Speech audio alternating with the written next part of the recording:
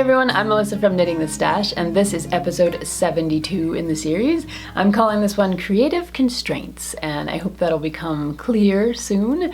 I'm coming to you from Urbana, Illinois, where it is a lovely, sunny, wonderful Sunday here. It is actually going to be 50 degrees today, and we might prune the apple trees, so that is exciting stuff.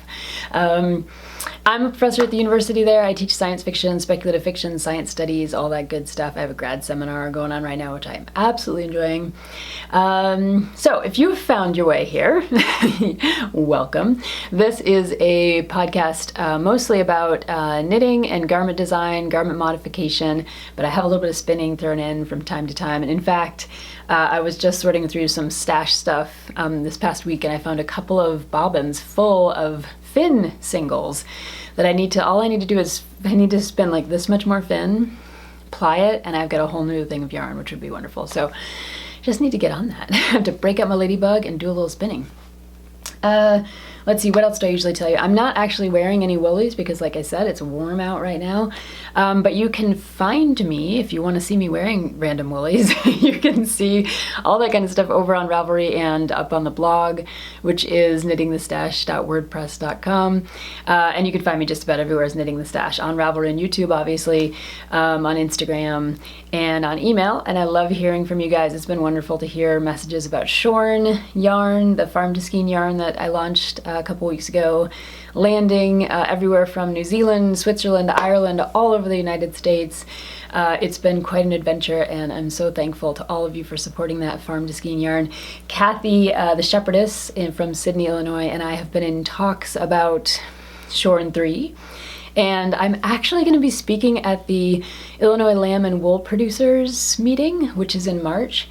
And so I'm hoping to meet some other shepherds there and maybe get a second yarn, like do 2 or 3 yarns this year, which would be really cool. So yeah, I'll keep you up to date on that. I'm pretty excited, but I think Kathy and I are pretty likely to do at least another shorn yarn.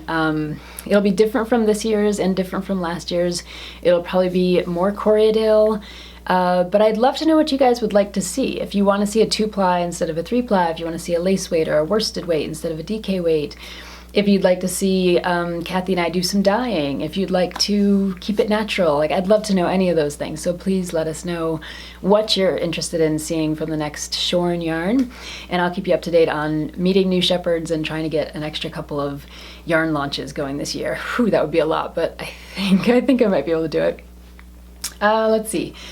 Other businessy stuff, I have some huge thank yous to all my Ko-fi people. Those of you who have bought me coffees over the past couple of months, I really appreciate you. I'm going to put your names up on the screen because you deserve to like see yourself on this podcast because you're supporting it.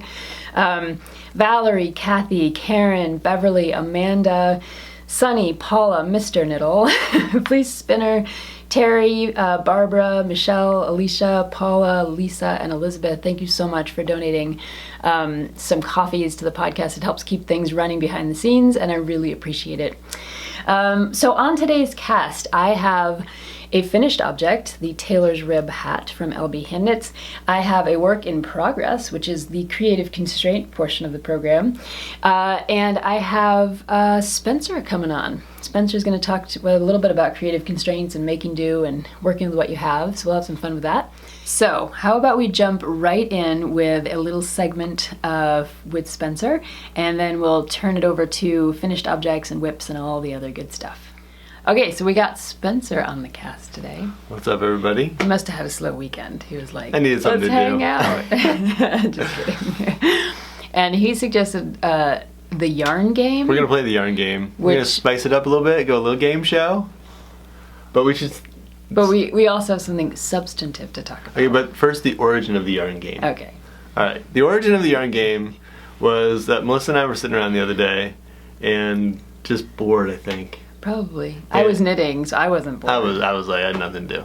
So I started looking at her Facebook page. You know, she's on the Facebook. It's like a social media platform. It's kind of like MySpace, but bigger. And I looked through some of her friends. She's got this list of friends. And he has double the amount of friends that I have. I said, I'm going to quiz you. And I'm always saying to him, like, you don't know half the people. So I scroll down, I recognize some names, there's Freddie down the street and whatever. And then I find some people I don't know, so I'm like, okay, who is Melanie Berserkerbaka? And she just knows immediately, oh, Melanie Berserkerbaka, she's the dancer that I went to high school with, and she's married to so-and-so, and she's got 3, and I'm like, okay, what about Ali Kazama Gazibi? And the same thing. She just knows everybody on her Facebook thing. So because I'm friends with MySpace. people I'm friends with. Yeah, Like legit. that I know. So then I gave him the quiz. I didn't know any of those people. We came up with 5, like, immediately. And he was like, who? So Are you sure messed that's up. on my Facebook? I think she was just making stuff up. Anyway, we're going to transfer that game to the yarn game. And here's how you play. You break into the stash, all right? The yarn room, this room here. And I pulled out 4 skeins. Am I supposed to reach back? No, you can't look at them ahead of time. I pulled out 4 skeins. They're called, a skein is like where you take yarn and you kind of Hank it up. roll it up, but you don't make knots. Some people call it skeins. Some people call it skeins. All right, well, I don't know. Anyway, that's what it is if you don't know. Huge It's not a debate in the ball. community. And so I pulled out 4 from her copious stash. It's kind of like going to the Library of Congress and just pulling out like a novel. So we're gonna. You trying to say I should like open a library, a yarn library? Kind of like a little free library. I'm always so regretful that I say stuff about yarn because ideas like that take hold. Mm-hmm. All right, I'm gonna pull them out one by one, and we're gonna see if Melissa has any freaking clue what these yarns are, if she's ever seen them before, if she can identify them or not. I will admit to having a big stash and finding things in there that I'm like. And this is I tried to put. I chose a few things that are, you can kind of like, you can look at it and it's like. But I chose a few that are very plain, plain ass yarns. Like, I'm gonna do an easy one. Oh, okay, it's an easy one first. Ready? Here's the first yarn. It's Old Crow Art yarn. That's Megan Morrell. She's awesome. I just got a new skein from her actually, and it's beautiful. Thank you. But what about this one? You know where this one's from? That's Megan's. And like, okay, I guess you got that one. Yeah. Okay, ding! You gotta keep it.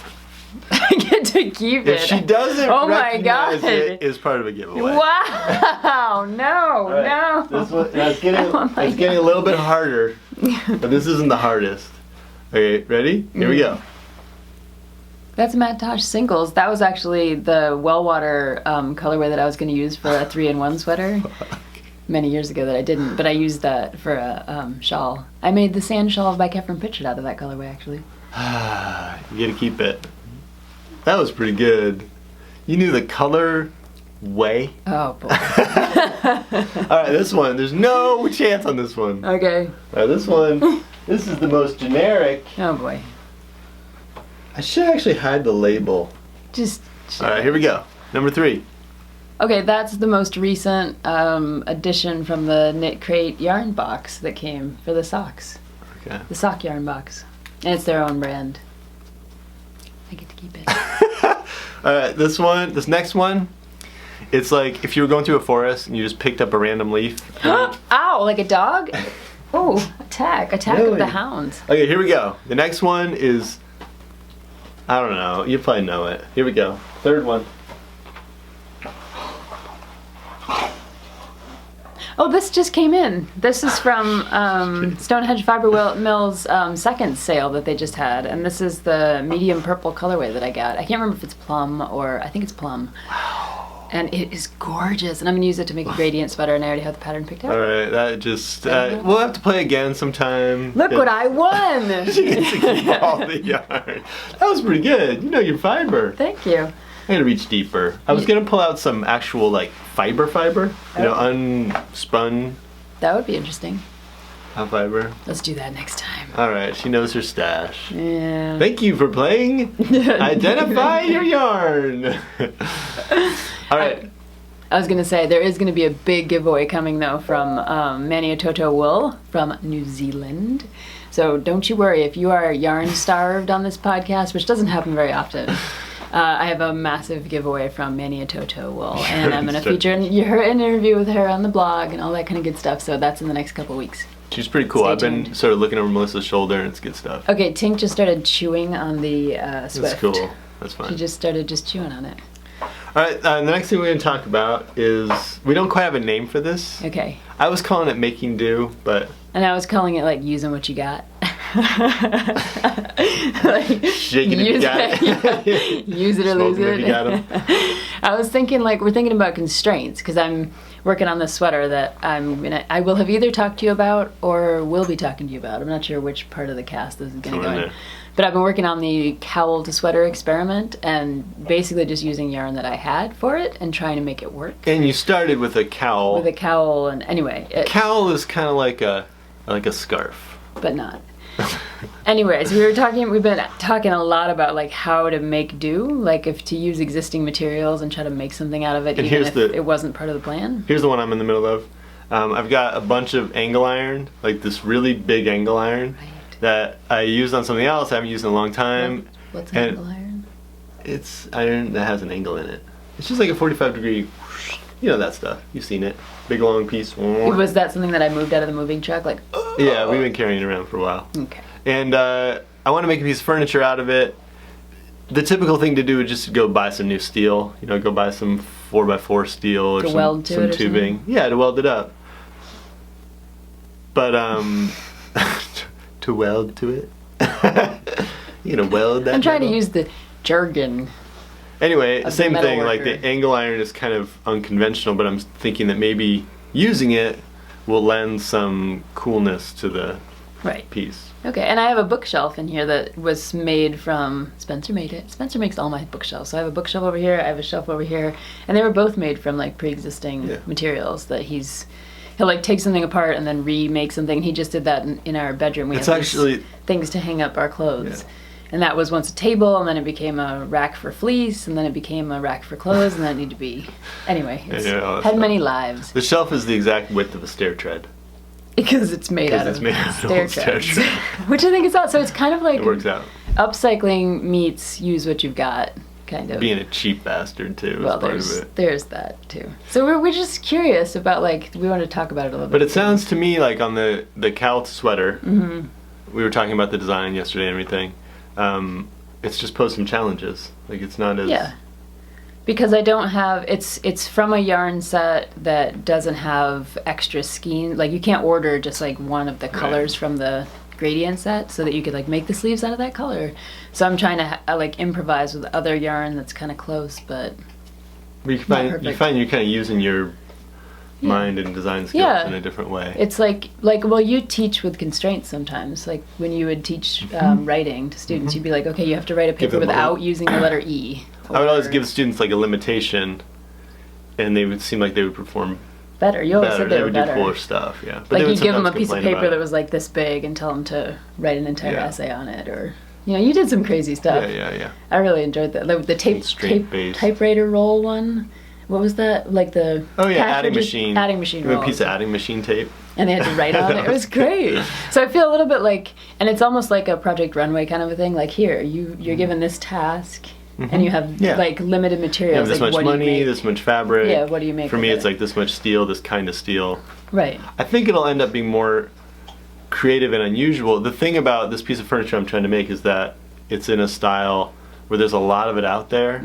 This industrial stuff. So I feel like if I just went to the steel shop and bought whatever you wanted. Yeah, I went to the yard, bought my steel, I would end up building something that looks like everything else, but this one's by nature going to be different because it's made with unconventional materials. Yeah. That's with the cowl. The cowl is the same thing. Yeah, and like with the cowl, I started with a pattern that was a finished object and then tried to just make it into something else, which means that like I didn't get to choose the number of stitches that I cast on. Like I wouldn't have chosen that number of stitches for a sweater. But then it's like, okay, well, what are you going to do with it to make it work? Yeah, make it work. That's what you're calling it, make it work. Make it work. It's gonna make it work. Yeah. So, I mean... It's a cool process, I think. Yeah. But sometimes it works out better than others.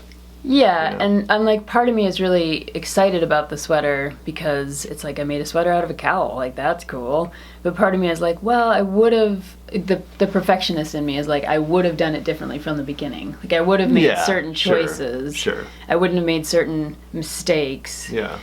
To in the process because I would have planned. Yeah. I'm a planner. We have a chicken coop that used to be a playhouse. Oh yeah. And that video is up on YouTube. It's terrifying. We almost died. Put a link. Put a link up here. I'll put a link somewhere. It's still like it's kind of cool to have taken the original structure and made it into something else, but it still has these kind of shortcomings. It's not like fully insulated, and you had to add a nesting box onto it. It's like taller than it would be, and yeah, and the door is a funny size. Yeah. You know, like, but we do this a lot. But it's kinda we cool. tend to See, that's why part of this is being a cheap make bastard. do. We tend to make do. We do that with clothes too, and Oh, yeah. mittens, and like we mend a lot of stuff, and like It's a cool process. yeah. But I think it's like you have to let go a little bit. You have to be willing to accept that it's not going to be like perfect according to your standards of like, had I planned it out and had expectations and like, you know. There's kind of a philosophy that I've heard other people talk about with this, where you have to look at the thing you're starting with and see what it is sort of capable What of. it wants to be. Yeah, a little bit. Like a little bit. Like, don't try to make it into something else. Like, don't take Yeah. that cowl and turn it into anything. Like, instead it sort of had the potential to be a sweater, Right. but not like a great hat or something. No, yeah, and I thought about it because I had this swatch of fabric and it just kept getting bigger and bigger, and I was just kind of like, well, it's the wrong width for certain things and it's the wrong length for Right. other things, and it doesn't lend itself to being like anything but a pillow or a sweater. Yeah, it's you know, got to just sort of kinda speak like, to you. Yeah. Like the Playhouse. You wanted to be a coop. Or maybe a outdoor yarn storage facility. That's kind Scary. of what I thought. Scary. It would have been good that But- way. But it seems like if you're willing to kind of roll with it, Yeah. you can end up with something like you were saying Yeah. that's actually more unique and interesting, and it has a story. Right. I mean, a lot of things don't Yeah. necessarily have a story. Yeah. It's like, here's a pattern I made, That's a this cool part thing, and of there's it. a little bit of a story there, and you have your own little milestones along the way, or problems or challenges. But like, these kinds of things tend to be like, wow, okay, you did what? Yeah. Yeah, it used to be what, yeah. Like, that's really you interesting. found potential in something that would have just been cast aside or Yeah. used. Like, I wouldn't have worn the cowl, but I might wear the sweater. And then, you know, you're just gonna like Yeah. see what happens. So, Yeah. Anyway, It's cool. yeah. So that's what we've been thinking about because we've both been dealing with it. You've been making more progress than I have. We should maybe give each other some constraints sometime. Like, you make this, and you I tell will me. bring that. I will bring something in here for you. I think you should just go in the yarn bins and be like, you need to make something out of these. I would do that. Really? Let's do that as a game next Okay, time, that would be fun. or one of these times. Why did I don't want to try to mess you up too bad. Right. Do we have any of that reflective yarn left? Okay. I got this awesome yarn in New York years ago. I think I've talked to you about this before. That had like a weave of 3M reflective fiber in it. So it was like high reflective. He made like a highway Made this hat that construction pops. worker hat. I gotta out wear of that it. on here sometime. And it would blow out the color. It is It's like, awesome. So if he's out doing something like was- car headlights hit his It was head, it's marketed just as like for running stuff. It's good. Yeah, I guess you could knit like little wristbands or Did ankle you throw bands. that hat away? Why would no? I haven't I would seen it in a never while. throw away knitwear. You're always trying to, and I'm That always like thing's been retrieving buried it from the somewhere. trash. Like, don't throw that away. I haven't seen it in a while. It's probably in a box. We've moved, and Anyway, if we have some of still that have fiber some in left, boxes. it's gonna be in the mix. Ooh. Okay, You can I'm do up it. for it. I'm You can do ready. All right. All Was right. there other stuff for you? No, I'm good. Okay. Thanks for having me on the cast. Thanks for coming on. You can find me on YouTube as Meta Spencer. Subscribe, He's gotta like, plug tell your himself a little friends. Go watch the chicken coop disaster. Tell your children. Tell your children. Tell your children. All right, good luck with the rest of the cast. Thanks, man. Bye. All right, it's always fun to have Spencer on the cast, and I hope you enjoyed hearing his thoughts on creative constraints from a builder and creator and maker kind of perspective. And now I'm going to switch over to some knitting. So first things first, let's do some finished objects. Dun, dun, dun, dun. I have a Tailor's Rib hat, which was just released by Albina of LB Handknits this past week, and it is one of the cooler hats. I think you can see that ribbing on the top and that spiral pattern on the crown. And it was released this past week. And what makes this hat, I mean, it looks kind of like, you know, your generic 2x2 rib kind of hat. Fits very snugly, super warm around the ears, and fits the head like nobody's business. But I think that's because it's a top-down hat, which is not something that many of us have encountered. I know I've knit a bunch of hats, but none of them have been top down. And that's what creates this really, really cool pattern on the crown. And as you're doing your what's basically creating it is that you're increasing in this ribbed pattern to create the spiral. Then it goes down into this 2x2 rib, which you've eventually increased into, and I'm going to show you the full length of the hat. And then it reduces down to less ribbing. You can see how the decreases work there. And then you knit the brim a little bit longer so that you can fold it up and cover the portion where the ribs change. It's got a beautiful bind off, that tubular bind off. It's just a cool hat and it's super warm. Now, I said that a lot of us, meaning me, have not done top-down hats before, but I have done bottom-up toys that look a lot like this. So you might remember I talked about the panda bear that I knit. That was a bottom-up kind of toy, and I just happened to have a little toy that I made for Zach a long, long time ago when he was little. And this is, I can't even remember the pattern. If I can find the pattern, I'll put it down down here in the, so you can see it. But it begins with a little increases on the bottom. And a lot of toys begin this way, a lot of bags begin this way. And it creates an incredibly round and beautiful crown. So, or in this case, a little bird butt. So, and I love these. I made a couple of these little birds and I think they're just absolutely adorable. But this hat has a similar thing. So you start with the crown and you create the rest of the hat. And what that means is that you can knit this portion that's going to be doubled up and folded over as long as you want. I knit mine a little shorter than the pattern because of the size of my head. And you can affix the brim if you want to and kind of tack it down. I like to keep mine free so that I can move it around. But it's this extra thick brim. I've been walking the dogs with this hat every day for like the last week and a half. And it is like, it's my go-to hat because it's been below freezing here. Thus, I'm so excited about the sunny day and really windy. And this hat has just stopped the wind. So it's a wonderful hat. I think I'm gonna knit another one for Spencer in the larger size. It comes in, I think, 2 smaller sizes, like a child size, a smaller adult size, a medium adult size, and a larger adult size. So tons of options there. It's a really simple knit and you can kind of finish it in an evening or 2, depending on how much you knit in that evening. And LB Handknits, Albina, has offered a discount code for you guys. If you're interested in getting the Tailor's Rib hat pattern on Ravelry, use the code KTS40 and you get 40% off the pattern until the end of March. So I thought that was kind of sweet of her to offer that little discount for us. So anybody who wants to get the Tailor's Rib hat, KTS40, and you'll get 40% off the pattern price. And it's not an expensive pattern, but it's a super hat. So that is my finished object. Now, for my work in progress, this guy. I'm calling this the Afterthought Sweater. Now this is a sweater that was a cowl. You guys will probably remember a few episodes back I told you about the Maracay cowl by Jen Starhunter. That is basically the bottom portion of this sweater. So I'll bring this guy over so that you can see it a little better. So the bottom portion of this sweater, the stuff I'm showing you right now, is the cowl. And it is a beautiful cowl pattern. It is a gradient kind of fade cowl where you're swapping out different yarns as you go up the cowl. It's garter stitch and it has this really cute slip stitch pattern built in, which is both charted and written. So it's an excellent pattern that Jen Starhunter put together, and she even gives you advice on checking to see how to wrap your yarns to see if they're going to create a nice fade and a good gradient and all that kind of stuff. So it's a super pattern. I would highly recommend it. But as I was knitting it, I realized I'm not going to really wear like an oversized kind of cowl that drapes in a certain kind of way. And I was like, what else can I do with this?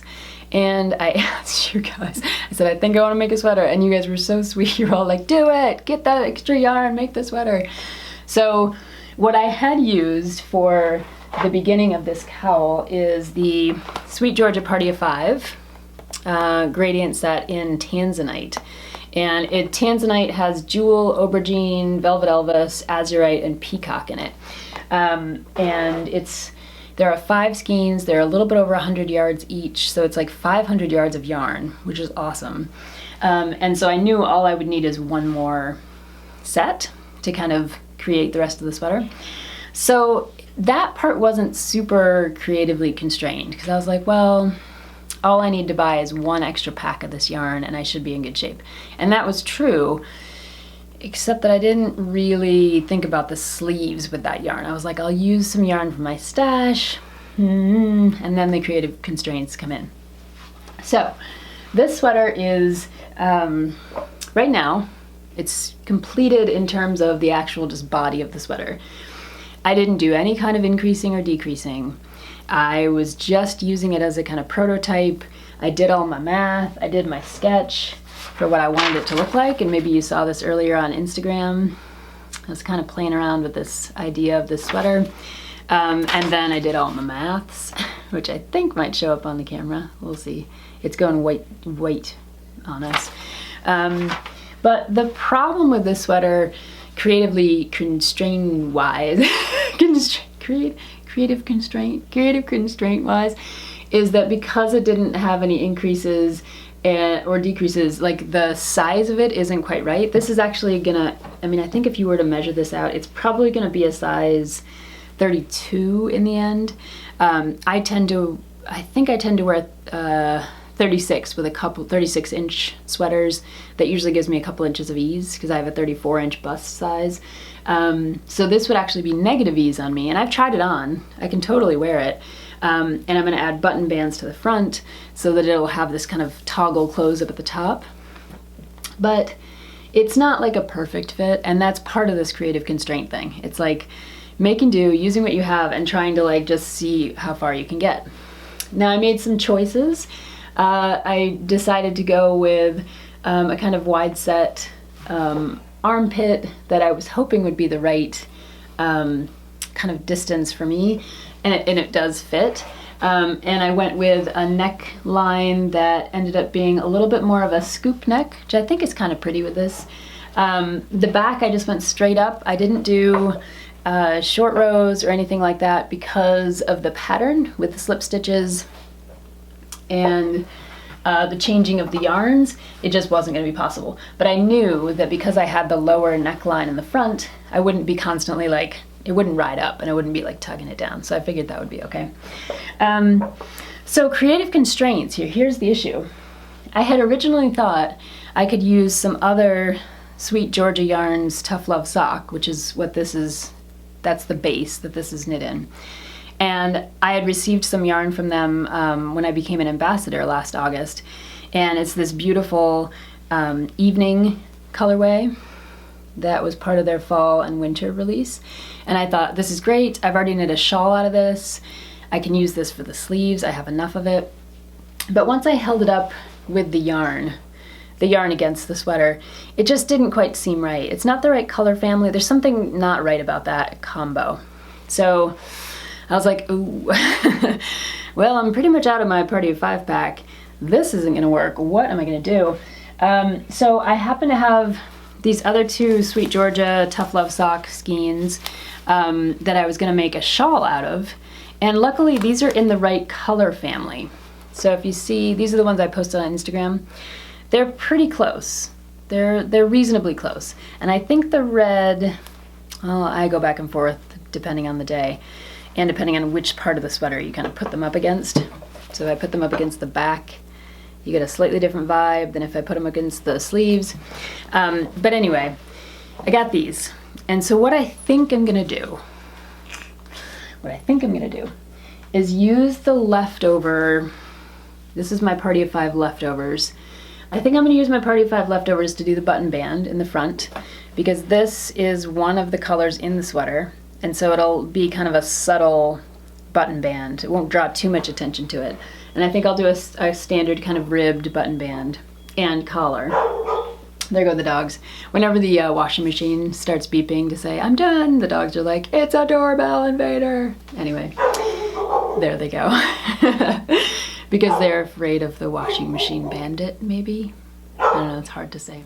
So I'm gonna go with the remains of the Tough Love sock for that button band, I hope. And then I think I'm gonna go with the trinket colorway for the sleeves. And the thing about sock yarn, as most of you guys know, is that it's enough to make 2 socks. So I was like, all right, a foot is, you know, an L angle, about, you know, yay much yarn. So I thought, well, a 3/4 length sleeve, that's about the length of a sock. So I think I can get 2 3/4 length sleeves out of 1 skein of yarn.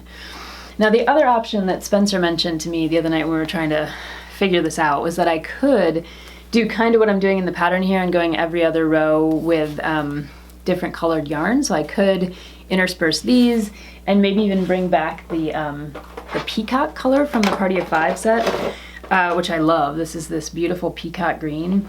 And I could bring back the peacock at the very end of the sleeves, kind of near the elbow. So you could see like those 3 together. It would create a little bit like what you see down here at the beginning of that cowl, with a little bit of green right at the elbow. So I'm kind of going back and forth on that one. I think I might just try with the trinket, but I kind of like that idea of doing all 3, or at least introducing this guy toward the elbow, just to give it a little something. So that's the plan. I mean, things don't always work out exactly as you expect. You just kind of roll with it a little. And I'll let you guys know how the sweater experiment goes, how the Afterthought sweater ends up, you know, being a thought in the end. Yeah, probably on the next podcast. I hope to have it finished up so that I can show it to you. We'll see. And I will just put a plug in here at the end for a couple of things. Number 1, we're still going with our Knits in Translation KAL. So if you want to get in for the second half of the year, please head over to the Ravelry group and show us what patterns you're thinking of working on, show us your progress, show us your finished objects. And I am going to do a draw now that we are at the end of February for a prize for those of you who have put in finished objects up until now. So that'll be, I'll announce the winner of that on the next podcast. But keep putting stuff in, because we'll do another draw at the end of the cycle, which will be probably October of 2020. So you've got plenty of time yet to get in, even if you were going to do a sweater. The other cowl we have going on is the Dis Stitch cowl, and this one is really officially starting now. This is Sia Brill's brand new book, Dis Stitch, and I did an interview with her that's up on the blog just this past weekend, so you can read more about her and her creative process. And I will say, Sia has been kind of like hanging out in our Ravelry group for the cowl, for the knit along for Dis Stitch. So if you have Dis Stitch questions, my guess is that she might be there to actually help you out. So it's kind of the place to go if you want to learn Dis Stitch. Her book's on Amazon. It's available by, you know, in other booksellers, yarn shops, things like that. And it's a really excellent book. Tons, as you can see, it's a nice thick book. Tons of tutorials, pictures. I've talked about it on here before. It's a great book. It's a really interesting new stitch, and we're going to do a cowl for until October. So we'll have these 2 cowls running simultaneously, and both will have Ravelry groups if you want to get involved. And a lot of people have already jumped on the Dis Stitch bandwagon. I'm going to decide what I want to knit out of here. I think I'm going to knit like I think one of the hats might be kind of interesting. So we'll see where we go with that. But that's also going on. And we have some giveaway winners for the extra skeins of Shorn and the skein of Shorn with a pattern that was donated by Kefren Pritchett. The winners were Kathy Roach and Sue Hare. So congratulations, you guys. I've popped those in the mail to you. And I hope you enjoy some extra Shorn in your lives. So I think that's it. We got KALs, we got giveaways, we got lots of fun stuff going on, and I will see you guys in a couple of weeks. Thanks for tuning in and hanging out. All right, thanks for bringing me on the podcast, or whatever you call this thing. Thanks for having me on The Price is Right. The price is wrong.